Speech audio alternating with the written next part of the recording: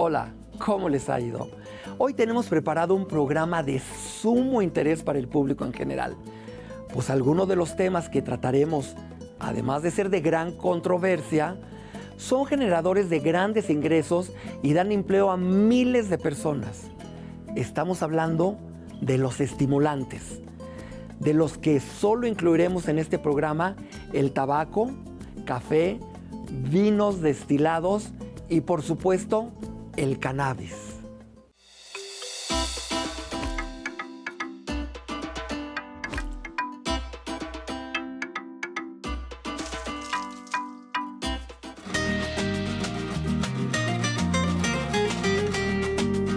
Aunque el gusto no ha probado nada, la vista y el olfato pueden decirnos mucho de lo que estamos a punto de degustar, especialmente si se trata de los estimulantes o depresores.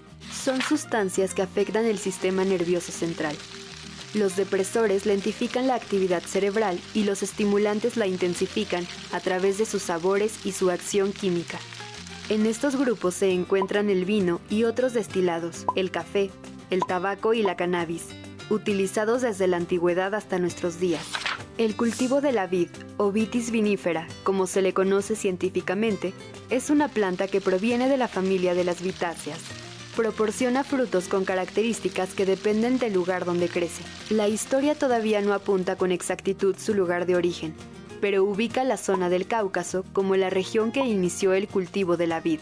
Algunos vestigios arqueológicos indican que aproximadamente en el año 8000 a.C., Mesopotamia cultivaba la vid. Ya para el 3000 a.C., Egipto consumía vino y lo destinaba únicamente para la clase más alta. Incluso los faraones elegían sus vinos favoritos para enterrarse con ellos al final de la vida. Los egipcios iniciaron la comercialización del vino y lo llevaron a la península ibérica, donde tuvo un auge importante. También se convirtió en un producto preciado para los griegos, quienes descubrieron que podía conservarse por más tiempo si le añadían resina y especias. Después, el vino llegó a Roma aproximadamente en el 5000 a.C. y se extendió el cultivo de la vid en Alemania, Inglaterra y los países bálticos. Pero con la caída del Imperio Romano también cayó la producción de vino. Por un lado, el Imperio Árabe expulsaba la cultura del vino porque el Islam prohibía el consumo de cualquier tipo de alcohol. Pero por otro lado, la Iglesia Católica preservó el cultivo de la vid en los conventos y monasterios. Con Carlomagno, el rey de los francos, se impulsó la vitivinicultura. En aquel tiempo, España extendía el cultivo de la vid y para finales del siglo XV comenzaba a exportar vino hacia Inglaterra. Italia tuvo complicaciones para producir vino en un inicio, pero logró perfeccionar sus procesos gracias al nacimiento de la denominación de origen en el siglo XIX. Una denominación de origen es un sello que garantiza la calidad del vino o de cualquier otro producto. Indica el país de procedencia y eso nos da una idea de las características del vino y del entorno donde se cultivó la uva. El clima y el tipo de suelo significan mucho para la producción del vino. Con el paso del tiempo, la vid se ha adaptado a distintos microclimas alrededor del mundo, incluidos los de México. Cuando los españoles llegaron a México, se dieron cuenta que había uvas que crecían de forma silvestre en algunas zonas del país, pero no servían para hacer vino. Se les ocurrió que podían intentar cultivar las variedades que se daban bien en el viejo continente. El vino que se producía tuvo tanto éxito que trajo el recelo de la corona y la orden de acabar con los viñedos. Solo quedaron algunos viñedos que preservaron los frailes para la producción de vino con fines eclesiásticos. Actualmente, Coahuila, Baja California y Querétaro cuentan con casas vinícolas de una amplia tradición que inició entre los siglos XIX y XX. Cada elemento que se reconoce en el vino, sea tinto, blanco o espumoso, tiene que ver con el proceso de vinificación y con el cuidado de la planta. En condiciones silvestres, la Vitis vinifera puede crecer hasta 30 metros de altura, pero los cultivos las mantienen en 1 metro aproximadamente. El vino provoca una reacción en el sistema nervioso central que induce un estado de relajación. Esto sucede porque actúa en el nivel límbico del cerebro donde se localizan las funciones cognitivas y motoras. Así como otras bebidas alcohólicas, el vino también es un riesgo para la salud porque puede generar adicción. Según la Organización Mundial de la Salud, el consumo nocivo de alcohol causa más de 200 enfermedades y trastornos, además de traumatismos derivados de violencia y hechos de tránsito. La dependencia también sucede con el tabaco. De acuerdo con la OMS, cada año mueren 8 millones de personas a causa del tabaco. Y al menos 7 millones de esas cifras son muertes de consumidores directos. El resto son aquellas personas que estuvieron expuestas al humo de quienes fumaban. Se extrae de la planta Nicotiana tabacum, originaria de América y utilizada desde la época precolombina. Su componente principal es la nicotina, que además de ser estimulante también funciona como un sedante. Cuando se fuma un cigarrillo o un puro, hay un efecto placentero casi inmediato porque la nicotina se absorbe rápidamente en los pulmones. También la marihuana tiene doble filo. Puede ser terapéutica, pero es una sustancia que todavía enciende los debates sobre su uso lúdico. Se obtiene de forma natural a través de la planta Cannabis sativa, por lo que su uso medicinal data desde tiempos milenarios. Actualmente se conocen 3 subespecies clasificadas en función del contenido de tetrahinocannabidol, THC, y de cannabidiol, CBD.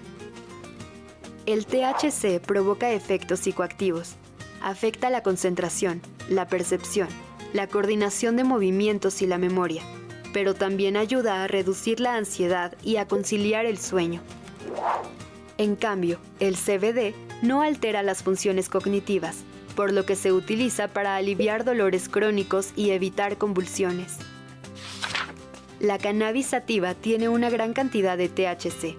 La índica tiene una combinación de THC y CBD. Y la rudelaris tiene menos THC que CBD. Otro de los estimulantes más conocidos es el café. Proviene de la planta Coffea arábica, que puede medir entre 3 y 10 metros de altura. Cada grano de café nace dentro de un fruto pequeño y rojizo. Su origen está en África, especialmente en Etiopía. Ahí se descubrió que si los granos se tuestan y luego hierven, se consigue una bebida que proporciona energía y elimina el sueño. Actualmente, esta infusión tiene variantes en todo el mundo. A veces se le agrega leche, azúcar, chocolate y hasta vainilla. Los estimulantes tienen olores penetrantes que anuncian un estado de tranquilidad o de alerta para el cuerpo humano. Con solo haber respirado, notaremos sus efectos mucho antes de haberlos probado con el gusto. El tabaco, Nicotiana tabacum, es una planta herbácea perenne de la familia de las solanáceas, oriunda de América tropical y de cuyas hojas se produce la mayor parte del tabaco consumido hoy en el mundo. Expertos han determinado que el tabaco es originario de América de la zona andina entre Perú y Ecuador. Hace 10.000 años, el tabaco se cultivaba de manera habitual y se utilizaba en ceremonias religiosas entre los pueblos del sur y norte de América. Hacia el siglo I después de Cristo, el tabaco había conquistado todas las tierras de cultivo en este continente. El primer contacto del tabaco con los europeos se produjo cuando fue presentado a Colón por la tribu de los Arahuacos de las Antillas, en su segundo viaje cuando llegó a una isla que posteriormente llamaría Trinidad y Tobago, dado que los locales llamaban a una de estas islas Tabago. Los aztecas le llamaban Yetl y lo empleaban como agente medicinal en ceremonias adivinatorias, lo ponían en sus altares, lo olían y lo empezaron a fumar con carrizos y con pipas hechas de barro. Esto les ayudaba a mitigar el cansancio, el hambre y a espantar el sueño. Los sacerdotes en ceremonias lo inhalaban o fumaban hasta perder el conocimiento. Fray Diego de Durán describe con cuidado a los guerreros valientes, con peinados especiales, llevando a la espalda el yetlcomatl o recipiente donde guardaban el tabaco, porque en los triunfos a los guerreros les permitían usar tabaco. Y son los españoles los que propagan el uso del tabaco al resto de Europa, vicio que es gratamente aceptado por las sociedades del viejo continente. Y dado que los pueblos precolombinos le daban un uso medicinal a la planta, en el siglo XVI, Jean Nicot, entonces embajador de Francia en Lisboa, realizó una serie de experimentos para demostrar propiedades curativas del tabaco, dándole el nombre al principal alcaloide de la planta, la nicotina, disparando aún más el consumo. En 1881 se patenta la primera máquina capaz de producir 120,000 cigarrillos al día, comenzando el crecimiento exponencial de su consumo. Durante las dos guerras mundiales, se suministró tabaco a los soldados como forma de subir su moral de combate y disposición para la batalla. Después de la Primera Guerra Mundial, el tabaquismo se hizo popular entre las mujeres. A medida que la mujer se emancipa y se incorpora al mercado laboral, la Segunda Guerra Mundial supuso un nuevo empujón para el consumo del tabaco en el sector femenino. Posteriormente, la industria del cine fue un fiel colaborador del tabaquismo, haciéndolo ver seductor, elegante y sofisticado, fomentando su uso. Y desde las divas como Greta Garbo, Marlene Dietrich, hasta los viriles galanes como Humphrey Bogart y Clark Gable, tenían casi siempre un cigarrillo en sus películas. ¿Y qué decir de políticos intelectuales como Winston Churchill o Ernest Hemingway? Todas estas personalidades dictaron una moda en el uso del tabaco.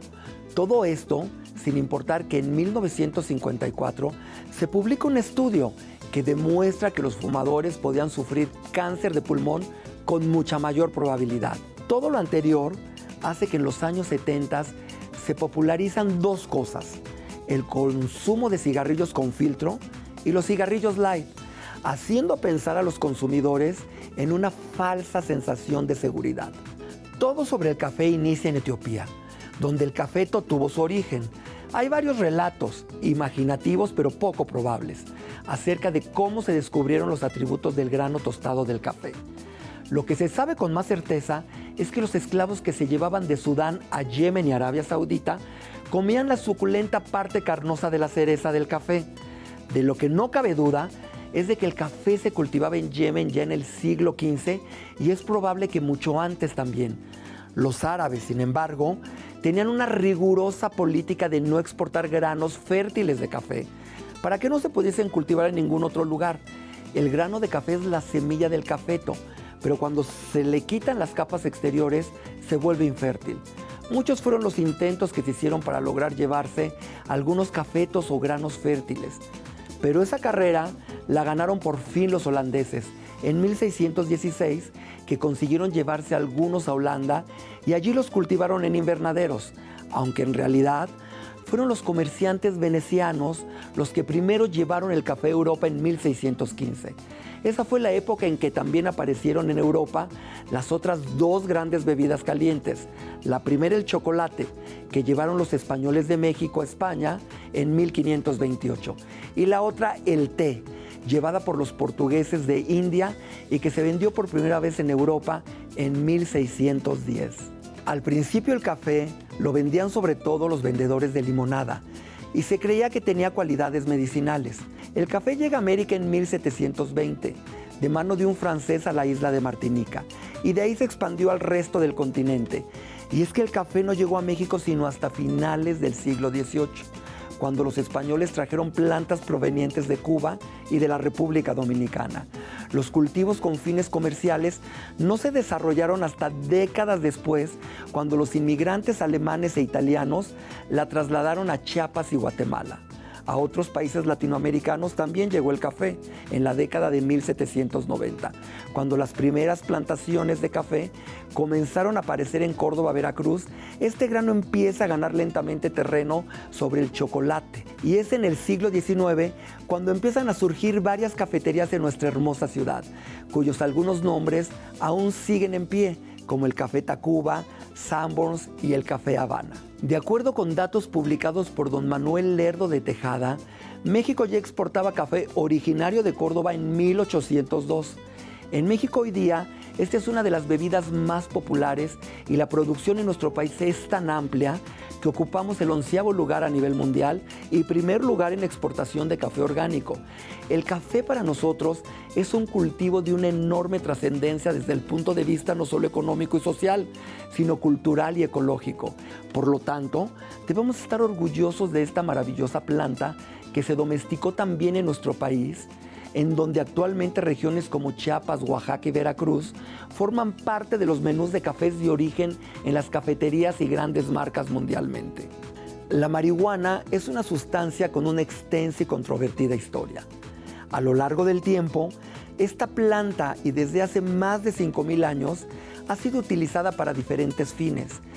Aunque se supuso que la marihuana tenía su origen en Mesoamérica, ahora se sabe que es solo una leyenda urbana de poca credibilidad y que sus orígenes los podemos registrar en referencias médicas chinas datadas alrededor del año 2737 a.C. El cannabis, al contrario de lo que se suponía, proviene del Asia Central y a lo largo de más de 5,000 años ha viajado por todo el mundo con diferentes finalidades. Su uso ha variado dependiendo de la cultura que lo utilizó o lo sigue utilizando, que va de la producción de cuerdas hasta el uso medicinal o adictivo. El empleo del cáñamo para la elaboración de prendas de vestir, cuerdas y papel, o para hacer aceites y alimentos tiene más de 5,000 años. El primer contacto de América con el cannabis fue a través de Cristóbal Colón, que portaba en sus embarcaciones cerca de 80 toneladas de velas y cuerdas hechas de cáñamo. Posteriormente, Hernán Cortés importó diversas plantas de Europa y Asia, entre ellas cannabis sativa y cannabis indica, para levantar la economía de la Nueva España. Pedro Cuadrado de Alcalá fue quien, con la idea de producir textiles, importó las primeras semillas de cáñamo y el método de cultivo. Ante el rápido crecimiento de la agricultura en la marihuana, a los frailes les interesó que los indígenas también cultivaran otras especies de plantas. Por otro lado, en México, los esclavos originarios de África, al traer sus cultos y medicina ritual a América, introdujeron a los indígenas en el uso del cannabis. Así, la marihuana se incorporó como medicina espiritual de los chamanes. Alrededor del siglo XIX, la medicina popular se realizaba a través de curanderas a las que se les llamaba Marías o Juanas, de donde se cree que surge la mixtura lingüística marihuana. Después de las curanderas, el cannabis alcanzó a los sectores más pobres de las zonas urbanas de la Ciudad de México. A finales del siglo XIX, se creó la asociación entre marihuana y criminalidad. Durante la Revolución Mexicana, en un ambiente violento, el consumo de marihuana se volvió característico y aquí surgió la letra de la canción de la cucaracha. El entonces presidente Victoriano Huerta era consumidor asiduo a la marihuana, por lo que se identificó popularmente con el nombre de dicho corrido. En las cárceles, la marihuana era vendida por los soldados que trabajaban como celadores, venta al menudeo que no se compararía con el narcotráfico actual. Se creía que la marihuana era para individuos de clases bajas. Sin embargo, ahora se sabe que también la fumaban actores, autores teatrales, intelectuales, damas de la alta sociedad y sus amantes. Años después, y con el crecimiento intelectual y artístico del México del siglo XX, varios intelectuales como Diego Rivera intentaron fallidamente despenalizar el cannabis. Un segundo intento de despenalización se dio durante el gobierno de Lázaro Cárdenas. Aunque fue exitoso, la despenalización fue corta por presiones políticas de Estados Unidos ante dicha ley. El uso de la marihuana se vio acrecentado en el mundo durante las décadas de los 60 y los 70. Los cambios sociales de los años 60 generaron que la juventud fuera en contra de los lineamientos y estereotipos como los inculcados en los sujetos que consumían marihuana. Fue en esta época cuando empezó la marihuana como una puerta para drogas más fuertes. Pero no fue hasta 2001 que se convocó en la Alameda Central de la Ciudad de México una manifestación de más de 5,000 asistentes para fumar marihuana en forma conjunta. Y actualmente seguimos con presión de una parte de la sociedad para su total despenalización. El vino se produjo por primera vez durante el Neolítico, según pruebas arqueológicas halladas en la región que ocupan hoy Irán e Irak. La evidencia más antigua de la producción y consumo de vino es una vasija del año 5400 a.C., hallada en los Montes Agros. Pero eso es lo que conocíamos hasta hace poco, porque recientemente se ha encontrado la bodega más antigua del mundo en Georgia. Esta bodega producía vino hace 8000 años antes de Cristo. Entonces, podríamos decir que los humanos llevamos más de 10,000 años consumiendo alcohol. Aunque no precisamente en México, ya que el vino mexicano puede parecer algo bastante nuevo, pero en realidad ha sido producido desde principios del siglo XVI. Los primeros intentos de plantar uva en las regiones más tropicales de México fracasaron por completo. Las primeras uvas que crecieron con éxito fueron las criollas, que se dieron en el Valle de Parras, Coahuila. Pronto también crecieron en Puebla y Zacatecas. La primera bodega vitivinícola en México fue inaugurada por Lorenzo García en Parras, Coahuila, en 1597. La hacienda de San Lorenzo, como se llamó, todavía existe hoy.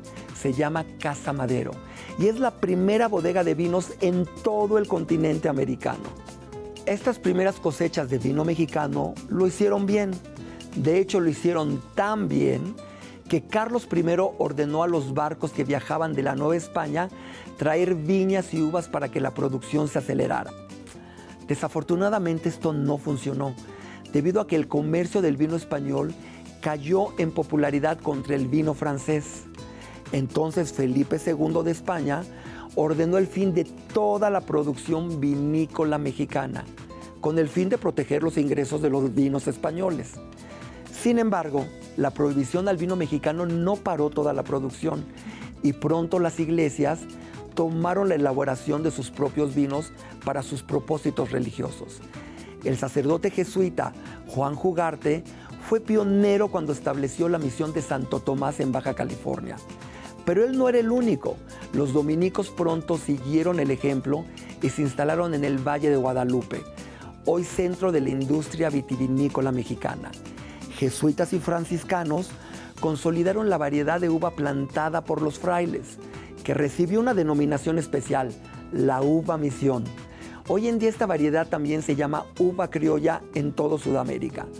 Después de la Guerra de Reforma en 1857, todas estas posesiones religiosas fueron asumidas por el Estado y vendidas más adelante a un grupo de inversionistas, que todavía funciona como la Casa Santo Tomás.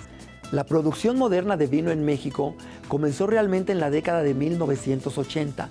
Con la aplicación de técnicas modernas y la mayoría de las uvas utilizadas ahora son de origen francés, italiano o español. Desde entonces, la calidad del vino mexicano ha ido mejorando cada año, llevando a varias etiquetas a ganar concursos internacionales y a estar entre los mejores del mundo. A la vez que la cultura del vino ha ido creciendo en México, atrayendo a más consumidores y creciendo el nivel per cápita de consumo. Pero estamos aún muy por debajo de países con tradición vitivinícola como Francia, España o Argentina, por lo cual la oportunidad de crecimiento para invertir en nuestro país podrá ser atractiva una vez que el gobierno reduzca el impuesto a la producción de vinos y destilados en suelos mexicanos. Pues mientras que la producción local paga altos aranceles, los extranjeros aprovechan los tratados comerciales para entrar con precios más bajos.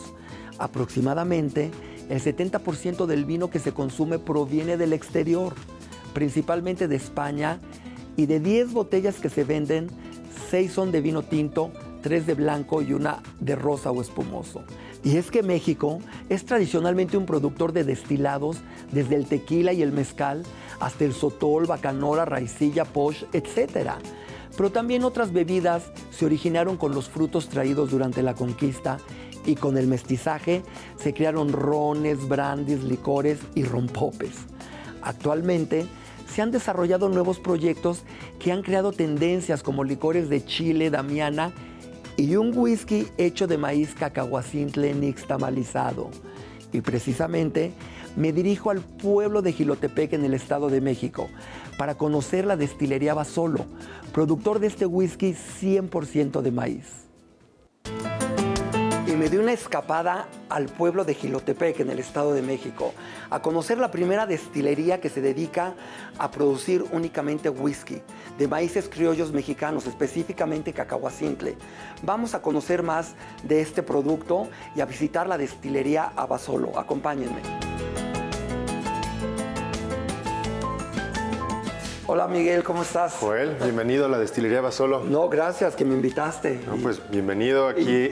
Si te das cuenta, tenemos diferentes maíces. Tenemos diferentes tipos, diferentes variedades, pero esta en específico es con la que nosotros trabajamos aquí en la destilería, que se llama cacahuacintle. Okay. Le damos diferentes procesos como nixtamalización y tostado, y también a la hora de mezclarlo con malta utilizamos el mismo cacahuacintle malteado. Ah, pues interesantísimo y más interesante descubrir el sabor al final. Exactamente. A ver si queda ese sabor del nixtamal y del maíz cacahuacintle. Te invito a ver la destilería, te voy platicando de los procesos. Me va a encantar. Vamos. Qué bonita arquitectura, me encanta la estructura. Me recuerda a estos huacales donde se guardan los maíces. De hecho, está inspirada en los incolotes, que es un sistema de almacenaje de maíz. Lo hizo el arquitecto Lorenzo Álvarez. Ah, pues les quedó divino, ¿eh?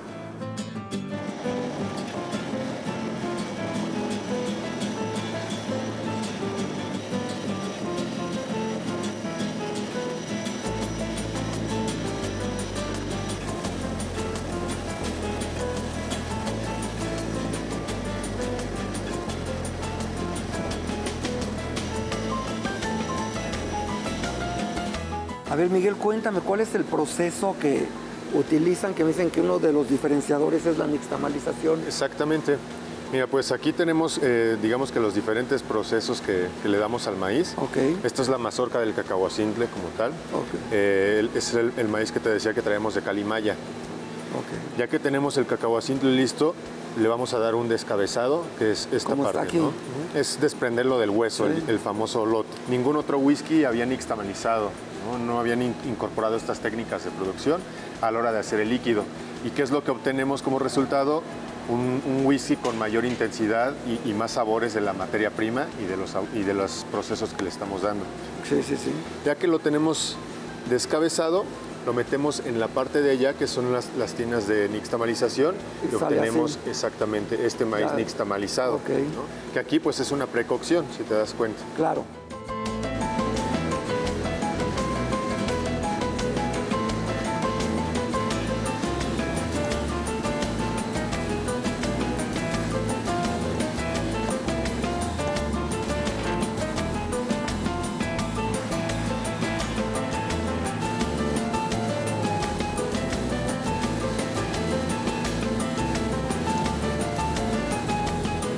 Ya que tenemos este maíz nixtamalizado, lo vamos a volver a secar, lo metemos en una tostadora de granos de café y obtenemos esto. Exactamente. Si esto tú lo puedes comer, ¿no? Es una botanita, queda bastante rico. Y aquí lo interesante es que estos sabores se van a reflejar en el whisky, en el producto final, que es lo que nosotros queremos. Lo molemos y obtenemos esta harina de maíz, que ya tiene el proceso de nixtamalización y el tostado también. Es como el proceso del pinole. Exactamente. Esta harina la mezclamos con agua, agregamos malta de maíz, fermentamos durante una semana y lo metemos en los alambiques que te voy a llevar para que los conozcas. Ah, perfecto. A ver, vamos a los alambiques. Muy bien, vamos. Me encantan estos alambiques, el diseño. Son de cobre, ¿verdad? 100% cobre. Aquí es en donde metemos el líquido que se fermenta después de los 5 días. Ajá. Le damos una doble destilación en estos alambiques mexicanos. Wow. Y de aquí se van los... Exactamente. De aquí, ya que tenemos la doble destilación, lo pasamos al área de embarricado. Allá lo dejamos añejar durante algún tiempo para obtener nuestro líquido final. La idea de todo esto pues, es conservar los sabores del maíz, del nixtamal y del tostado, que no se pierdan. Por eso lo hacemos en estos alambiques. Pues ya se me antojó probarlo. Vamos a probarlo. Vamos a catarlo. Vamos. ¿Sí? Ya hablamos tanto que merecemos probar el whisky. Pues ya vamos a probarlo, mira. Esta es la botellita que no te había enseñado. Qué bonita está. Oye, ¿y por qué es whisky, no bourbon? Hay bastantes diferencias. El añejamiento es diferente. Utilizamos barricas de segundo uso para hacer un añejamiento más sutil, que no le gane a la materia prima. Y Pues además de que utilizamos 100% maíz, ¿no? El bourbon utiliza un porcentaje menor 51%. y otro tipo, exactamente, Sí. se utilizan otro tipo. ¿Huele al maíz? Sí. O sea, sí, son totalmente las aromas que percibí en la planta. Exacto, durante los No se- diferentes procesos. No se perdieron con la barrica.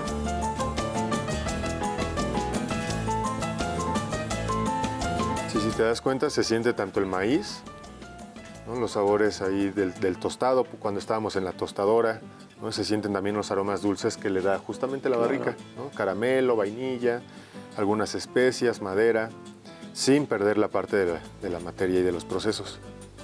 ¿Puedo sentirle un poco de vainilla? ¿Sí? ¿Es correcto? Sí, exacto. La vainilla viene de la madera, justamente. Viene de la madera.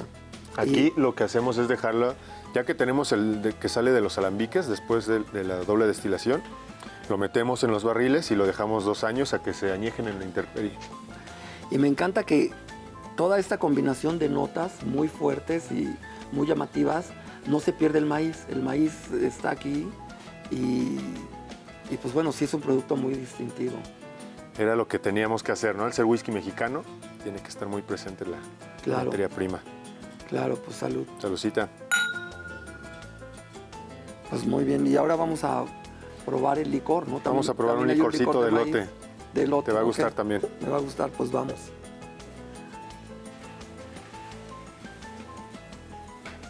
Me gusta mucho la botella que semeja pues el elote. Y me dices que este es un licor de elote, tostado. ¿Cuál es el Exactamente. proceso? Este es un digestivo que hacemos aquí mismo en la destilería Basolo. Sí. Como bien dice aquí, licor de elote. Utilizamos una base alcohólica similar, el mismo destilado de maíz, el que nixtamalizamos, tostamos, fermentamos, destilamos. Y en esa base alcohólica lo que hacemos es macerar elotes tiernos asados en comal. Ah, qué rico. Se maceran un tiempo y después se endulza con el mismo mosto del maíz que fermentamos al principio. Entonces, Ese es maíz nuestro dulce, licorcito. Con toque de piloncillo. Exactamente, le ponemos un toquecito para llegar al Qué dulzor que rico. queremos y te lo puedes tomar Bien. solito en las rocas y está increíble. Bien mexicano. Pero ahora me vas a hacer un carajillo, ¿no? Que me Exactamente, gusta la vamos a hacer un combinación. carajillo. Café y licor. Qué Exacto, las notas ahí que tiene nuestro rico. A ver, enséñame a hacer licorcito. carajillos que nunca he hecho.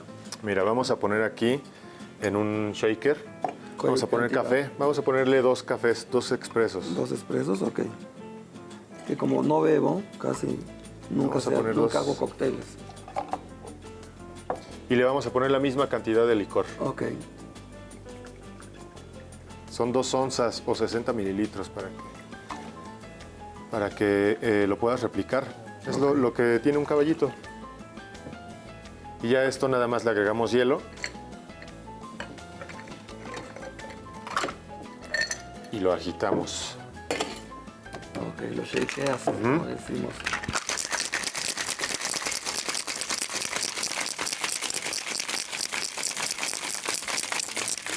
Qué rico, va a salir espumita, sí, ¿no? Exactamente, Eso va a quedar bien eso me como encanta, cremosito, sí. De los carajillos. La textura queda increíble. Ya nada más lo servimos. Ve qué delicia. Y esto es genial para terminar una gran comida. O una cena, si puedes dormir con el café. Un digestivo. Un digestivo. Salucita. Salud. ¿Qué te parece?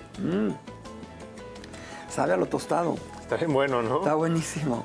Sabe a lo tostado, sabe a maíz. Un panquecito de elote con un café. Un panquecito, ¿no? pero de elotes tostados. Exacto. Porque sí sientes mucho el tostado. Sí, aquí lo padre es que no se pierde justamente todos esos sabores del maíz, ¿no? Me la pasé bárbaro y me encantó conocer estos productos que son pues de un producto mexicanísimo. El maíz fue inventado por los antiguos mexicanos, Exactamente. ¿no? Puro maíz cacahuacintle. Puro maíz cacahuacintle, para que vean que no nada más se hace pozole. con el maíz Exactamente. cacahuacintle. También hacemos whisky También y hacemos digestivos. whisky y digestivos, pues muy bien. Y estamos de regreso para presentar a mi panel de invitados, que tengo conmigo al doctor Omar Carrasco. Él es médico cirujano con un doctorado en ciencias biomédicas.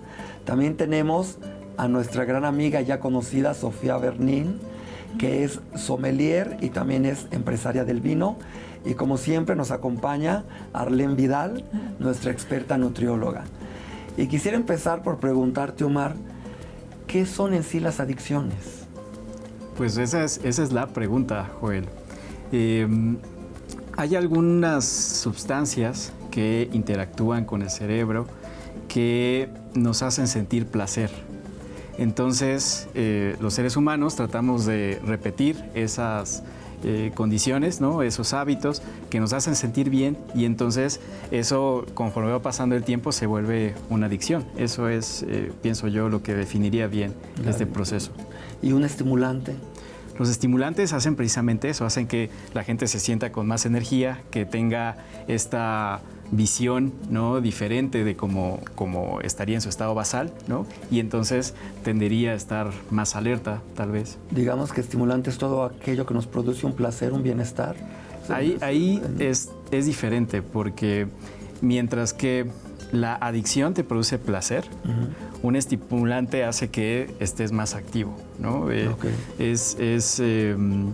Tiene que ver con los procesos de energía, que seguramente nuestra nutrióloga nos dirá cómo obtenemos la energía con respecto a los alimentos y a las cosas, pero si algo nos produce placer, si después de un tiempo estamos expuestos a eso, entonces nos puede llevar a una adicción. Ok, pero entonces como estimulante también entraría la comida, los chocolates, el té, todo lo que nos puede traer como una irrigación sanguínea, ¿no? Que puede motivar al cerebro. Exactamente, sí. Platicábamos un poco fuera de cámaras pensando un poquito en el café, ¿no? Hay gente que toma café y de repente se siente más alerta, ¿no? No puede empezar su día sin un café. Y hay gente que no toma café y puede realizar sus formas o sus actividades diarias sin ningún problema. Ningún problema. Y tú, Sofía, ¿qué nos dirás en tu experiencia? ¿Qué te produce el vino? ¿Qué sería el vino para ti? Mira, es que el vino te estimula, son muchos niveles. Tienes desde el placer intelectual, ¿no? La cata, leer de vinos, la historia del vino, ¿no? Tienes el placer gustativo, los placeres sensoriales, olerlo, degustarlo, etcétera. O sea, son muchos niveles. El vino, obviamente, pues hablo desde mi trinchera y a ti no te va a gustar, pero es lo mejor que hay en el mundo. Y los destilados, porque también representas algunos destilados. Claro, en México tenemos la tendencia de decirle vino a todo, ¿no? Al mezcal, al tequila, al brandy, a todo le decimos vino. El vino solo es el producto de la uva fermentada, pues, ¿no? Sí. Pero efectivamente los destilados también tienen toda esta historia, toda esta maravilla, pero aquí tenemos una gradación alcohólica mayor que nos va a producir un estímulo mucho más rápido, mayor y pues obviamente pues borracheras más rápidas, que hay que tener muchísimo cuidado y siempre beber con moderación, ¿no? Claro. Y Arlene, ¿tú qué nos dirías del vino? ¿Es bueno? Que dicen que sí, pero ciertas cantidades, ¿tú qué nos dices? Claro, bueno, como mi tema siempre va a ser alimentación, es cantidad. Entonces, tenemos que conocer cuánto equivale una porción de vino.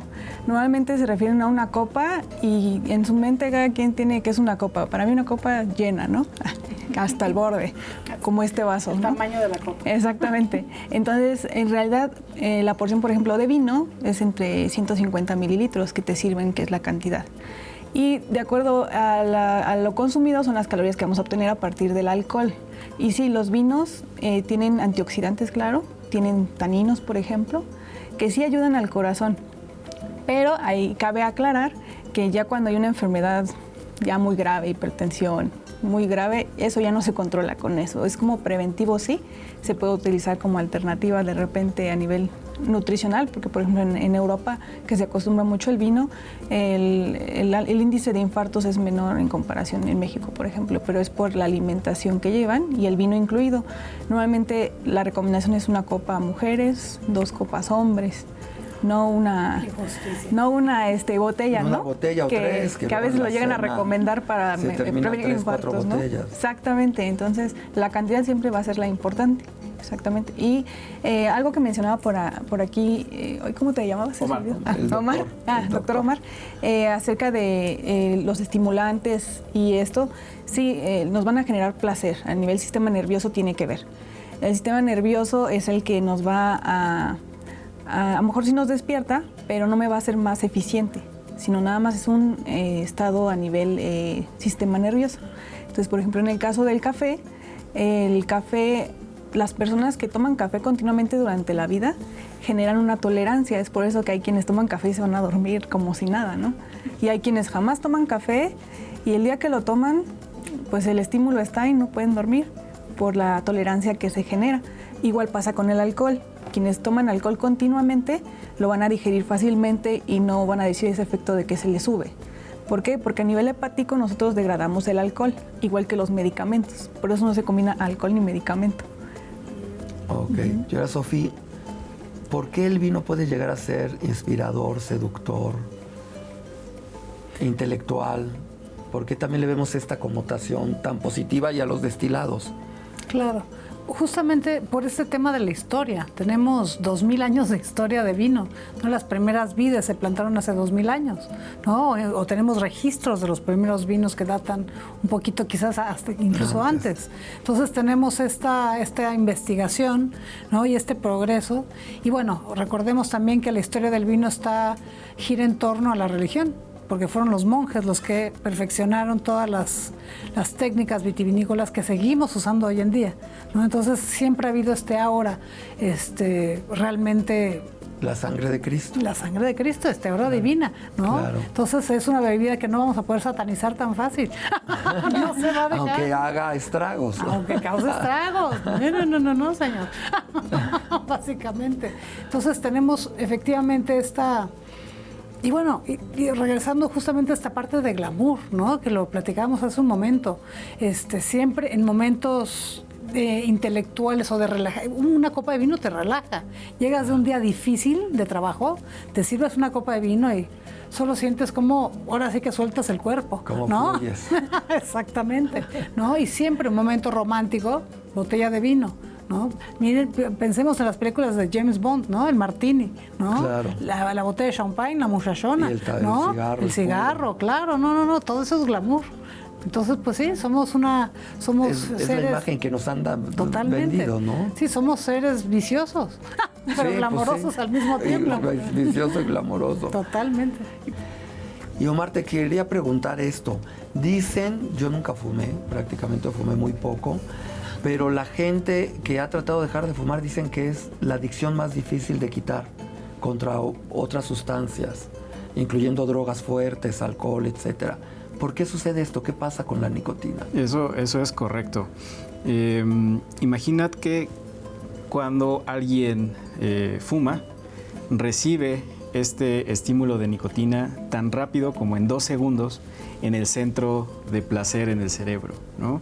Entonces la gente asocia sentirse bien cuando inhala de la boquilla del cigarro, cuando la nicotina se acopla a los receptores en los centros de placer en el cerebro, ¿no? Entonces es bien difícil quitarlo. Si yo tengo algo que asocio con sentirme bien casi de inmediato, es muy difícil dejarlo de hacer. Y curiosamente todas las cosas que tienen que ver con adicción afectan los mismos centros en el cerebro. Entonces, ya sea alcohol, ya sea tabaco, ya sea algunas otras drogas, afectan los mismos centros de placer y entonces hace que las personas sigan buscando esa sensación de bienestar vinculada a estos xenobióticos, fármacos, drogas, ¿no? ¿Y ahora qué pasa con la marihuana? ¿Qué efecto te trae versus la nicotina? ¿Es también inmediato? La diferencia es notablemente diferente porque hay un largo tiempo entre que alguien que inhala marihuana o come algo que tenga marihuana en que se siente bien a comparación del tabaco. Por esa razón, algunas personas dicen que este vínculo de la exposición a marihuana dicen que no tiende a causar adicción, pero sí lo hace, ¿no? Lo hace en un tiempo diferente, lo hace de una forma más difícil que el tabaco, pero al final sí sucede. Pues para que Omar diga que bebió o que probó vino por primera vez en su vida, les voy a invitar un estofado en vino tinto. Que tú sabes que el calor, la cocción, pues evapora todo el alcohol, entonces nomás quedan las notas, queda ese sabor, pero no te queda nada de alcohol. Entonces puedes tomarlo o comerlo sin preocupación. Perfecto. Es un estofado en vino tinto de res, es el estofado, Sí. con un poco de espagueti y puré de papa, Gracias. Wow. Qué maravilla. Ay, que espero lo disfruten. Y huele riquísimo Gracias. además, para los que nos están viendo. Y esto de cocción en vino tinto es más francés, ¿no?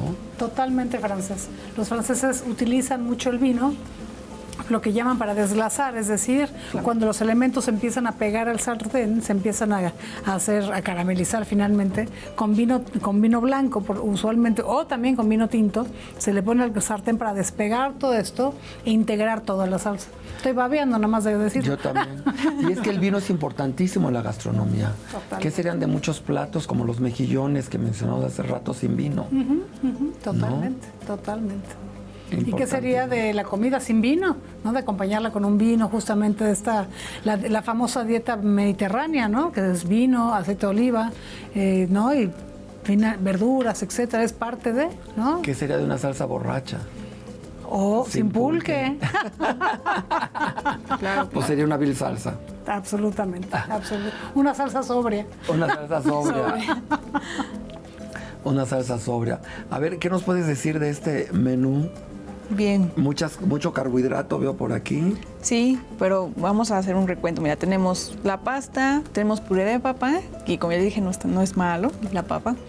Tenemos nuestra carne, nuestras verduras, cebolla, zanahoria y champiñones también tenemos. Y por supuesto nuestro condimento, ¿no? Aquí tenemos una hojita de laurel por ahí perdida. Entonces, un platillo bastante completo y sabroso, ¿no? Comida principal. Pues adelante. Muchas calorías. No, fíjate que no. Trae aquí como, ¿qué será? Media taza de pasta y como media de puré de papa. Entonces no está tan pesado. No, y la carne no tiene grasa, entonces, y verduras Sí, es cocidas. carne magra, ¿no? Entonces no, casi no. Ponte unas 300, 350 calorías. Claro, si a este puré de papa le puse mantequilla, pues sí. Pero si no, le restamos esa. Pero pues disfrútenlo. Un estofado muy sabroso. Pero, mientras comemos, Omar, me gustaría preguntarte, ¿cuál es el problema de adicción más grande que tenemos? ¿Tampoco hay registro? ¿Es alcoholismo, tabaquismo, drogadicción? Sí, si pensamos en las condiciones de salud asociadas a las adicciones, pues diría que el tabaquismo se lleva A todos. el principal problema de salud, ¿no? Porque causa cáncer, causa problemas respiratorios, ya nos contaron asma, ya nos contaron enfermedad pulmonar obstructiva crónica, ¿no?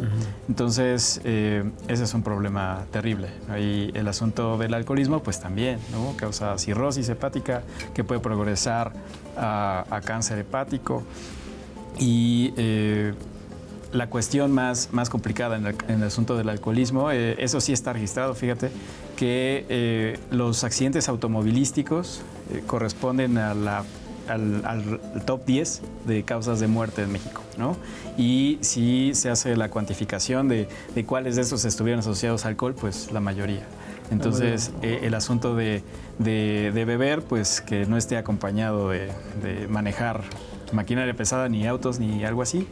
Y pues esas es las dos principales en este momento en Sí, México. tener responsabilidad, ¿no? Pero lo que pasa es que te vuelves inconsciente. Una vez que se te pasa la dosis de cualquier sustancia, pierdes la conciencia. Sí, totalmente.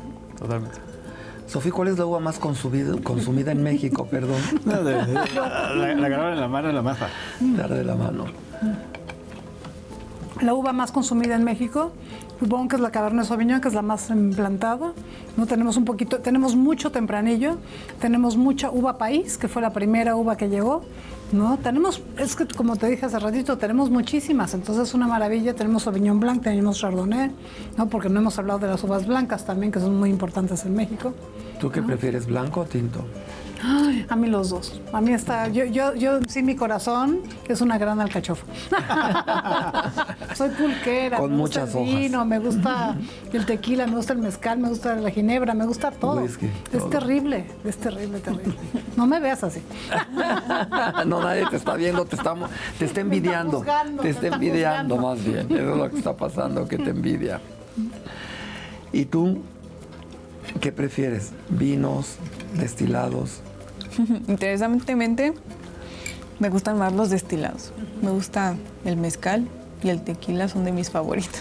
Pero con moderación. Con moderación, claro. Un caballito es una copa de, en este caso, de esta bebida. Me gusta con su sangría, con su limón, con su sal o con su sal de gusano. Eso para mí es como la bebida que más me gusta. Mexicana, claro.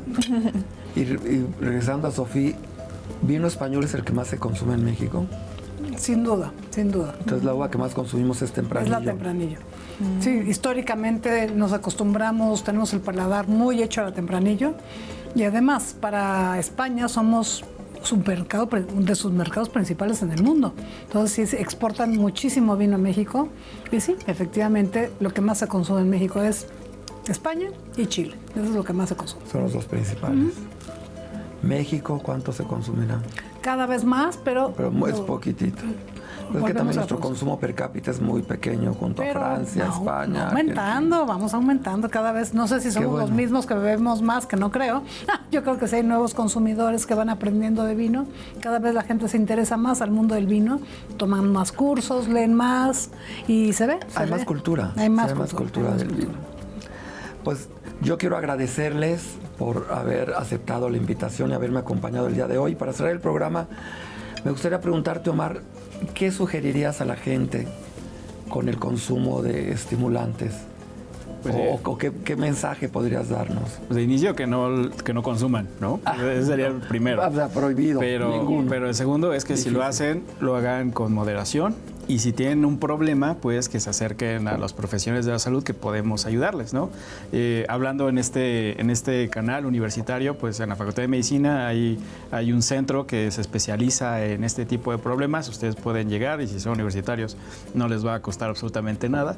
Depende de la unidad de salud mental de la Facultad de Medicina y pues ustedes entran en una página de internet y pueden hacer llegar su problema y los van a orientar de la mejor forma, ¿no? Y pues bueno, pues evidentemente agradecerte, Joel, por estar aquí en la mesa contigo y pues bueno, probar esto que está buenísimo. Oye, pero lo que dices es muy importante. Yo creo que aquí habría que cambiar estigmas, ¿no? Porque a lo mejor la persona tiene el problema, pero la familia también no lo acepta. Para la familia es como vergonzoso, doloroso aceptar que tienen un enfermo, alcohólico, y no lo ven como enfermo, lo ven un poco más como alguien alejado, ¿no? Como alguien, una paria social.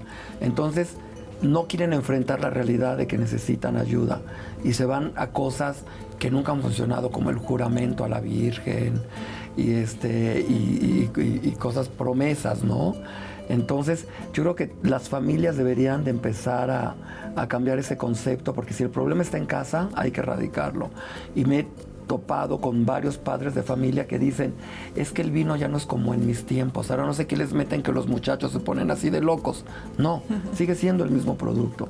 Lo que pasa es que hay un problema de adicción en la familia y tenemos que enfrentarlo y solucionarlo como si alguien tuviera una diabetes tremenda, cáncer, etcétera. Exacto, y diabetes es un buen ejemplo, ¿no? Por ejemplo, si hay una persona que tiene diabetes en el núcleo de la familia, entonces los hábitos de la comida cambian, ¿no? Claro. Se cambian las gaseosas carbonatadas hiperazucaradas por agua de sabores, por ejemplo, o agua sin azúcar. Y entonces ese mismo esfuerzo que se hace en el núcleo de la familia, que es uno de los pilares de nuestra forma de ser de los mexicanos, ¿no? Es ese proceso de apoyo alrededor, ¿no? Hacer consciente que hay un problema, que se vaya al especialista adecuado y el apoyo familiar, pues evidentemente va a estar detrás de este proceso. Claro. Pues muchísimas gracias. Es a ti. Tengo una pregunta. Sí. Yo tengo una pregunta. ¿Las adicciones son hereditarias? No. Un porcentaje, se ha tratado de estudiar si hay algún gen malévolo encargado de que la gente se dedique a catar vinos, por ejemplo, pero no. O sea, ¿el hijo de un alcohólico no forzosamente va a ser alcohólico? No. Okay. No se ha determinado que exista una carga genética para eso, pero sí hay un porcentaje de personas que son más susceptibles a desarrollar adicciones. Entonces, insisto, ¿no? De preferencia no exponerse y si se expone, pues que sea poquito. Muchas gracias. No. Muchas gracias, Sofía. ¿Qué nos podrías recomendar, decir? respecto al vino mexicano, al consumo? Claro, pues siempre beban despacio y beban sabiendo que están bebiendo 5,000 años de historia. No solo están bebiendo una copa, están bebiendo la historia del mundo. O sea, eso no, es lo que es maravilloso. No como agua. Que luego ya ni saben que están bebiendo. Exactamente, y siguen, estamos bebiendo historia líquida, es una maravilla. Esto es el fruto de pues, miles y miles de años de perfeccionamiento, ¿no? Es eso. Arlene. A mí me encantaría comentarles que la alimentación es una cuestión social y siempre va a ser así, cultural, y claro, las bebidas son principalmente parte de esto, ¿no? Si no, algo que se nota, por ejemplo, es que si un negocio no hay vino y no te tomas el vino, no se hace del negocio, ¿no? Si vamos a brindar por un cumpleaños, una boda, está dentro de algo cultural y es aceptable y es sano, claro. No, pero te ven mal si no bebes, ¿no? Al que no bebe luego lo juzgan, ese es otro problema. Claro. ¿No? ¿Te ha pasado? Sí, que juzgan o la gente no confía en ti o hay como un prejuicio, ¿no? Claro, y con la comida misma, ¿no? Si no comes, no sé, frijoles, ay, ¿cómo que no comes frijoles? Yo creo que es cuestión de gustos, ¿no? Y se acepta a nivel cultural esto. Y es decisión de cada quien si quiere tomar o no. Pero empezar a respetar nuestras decisiones. Los gustos alimentarios de las personas, ¿no? Y alergias, claro, ¿no? Pues muchísimas gracias por estar aquí. Y a mí no me queda más que agradecerles infinitamente por habernos acompañado durante los 13 capítulos de esta primera temporada a la conquista del sabor. Esperando verlos nuevamente y recomendándoles ver los capítulos. Si no los han visto, búsquenlos en YouTube. Hasta la próxima.